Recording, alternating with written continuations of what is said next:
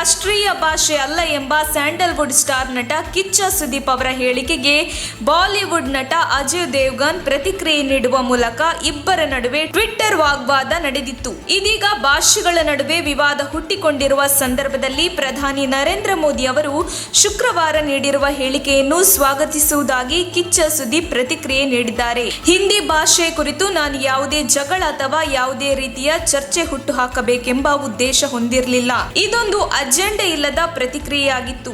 ನನ್ನ ಅಭಿಪ್ರಾಯವನ್ನು ವ್ಯಕ್ತಪಡಿಸಿದ್ದೆ.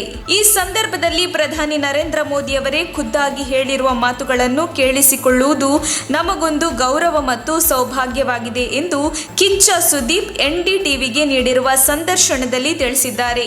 ತಮ್ಮ ಮಾತೃಭಾಷೆಯನ್ನು ಗೌರವದಿಂದ ಕಾಣುವ ಪ್ರತಿಯೊಬ್ಬರಿಗೂ ಪ್ರಧಾನಿಯವರ ಹೇಳಿಕೆಯಿಂದ ಅತೀವ ಸಂತಸ ತಂದಿದೆ. ಎಲ್ಲ ಪ್ರಾದೇಶಿಕ ಭಾಷೆಗಳು ಪೂಜನೀಯ ಎಂಬ ಪ್ರಧಾನಿಯವರ ಹೇಳಿಕೆಯನ್ನು ನಾನು ಸ್ವಾಗತಿಸುತ್ತೇನೆ. ನಾನು ಕೇವಲ ಕನ್ನಡ ಭಾಷೆಯನ್ನು ಪ್ರತಿನಿಧಿಸುವುದಿಲ್ಲ. ನಾನು ಪ್ರತಿಯೊಬ್ಬರ ಮಾತೃಭಾಷೆಯನ್ನು ಗೌರವಿಸುವ ನೆಲೆಗಟ್ಟಿನಲ್ಲಿ ಮಾತನಾಡಿದ್ದೆ. ನಾನು ಅಂದು ನೀಡಿದ್ದ ಹೇಳಿಕೆಗೆ ಇಂದು ಪ್ರಧಾನಿಯವರು ನೀಡಿರುವ ಹೇಳಿಕೆ ಅರ್ಥಪೂರ್ಣವಾಗಿದೆ. ನಾವು ಪ್ರಧಾನಿ ಮೋದಿ ಅವರನ್ನ ಕೇವಲ ರಾಜಕಾರಣಿಯನ್ನಾಗಿ ನೋಡುತ್ತಿಲ್ಲ, ನಾವೆಲ್ಲ ಅವರನ್ನು ನಾಯಕನನ್ನಾಗಿ ನೋಡುತ್ತೇವೆ ಎಂದು ಸುದೀಪ್ ತಿಳಿಸಿದ್ದಾರೆ.